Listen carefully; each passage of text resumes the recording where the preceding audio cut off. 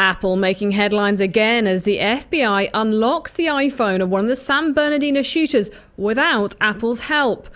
There's also expectations Apple will boost its buyback program by $40 to $50 billion and raise its dividend by 10 to 15% when it provides an update to its capital allocation plan on April the 25th. As to the shares, well, having declined over 14% over the last 12 months, what next?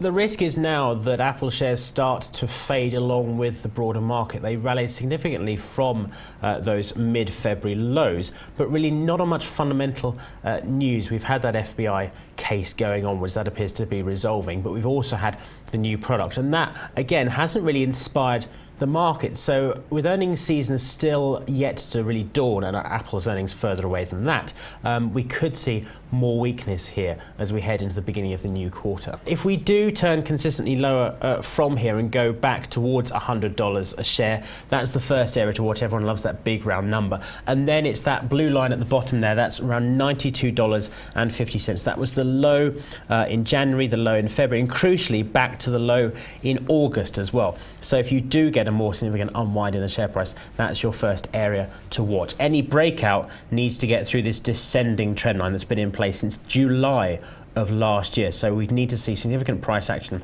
above $110 and ideally above that 200-day moving average above $112. Then that takes us on. The next target really we're watching would be up towards this level already, $123 and thereabouts, and potentially even up through there, $133, that July high in the share price.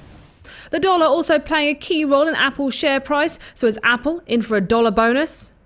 Well, we've had some recent hawkish commentary from Fed policymakers that suggest they might even go for a rate hike in April, but that gave us a few days of dollar strength. That appears to be fading as we head into the end of March. So the chart shows us we can see this steady descending trend that's been in place since the beginning of the month. And really, that's your high from the end of January. There's your spike into the beginning of March, and that we're just moving further away from that, I think. So your first areas to watch on the downside, key support around about 94 on the dollar index. That's your definite area to watch. If that breaks, it's almost a lookout below moment because we've got a little bit of support at 92.60. Otherwise, and again, it's the round numbers coming through. The 90 level is probably the next area to watch for the dollar on the downside.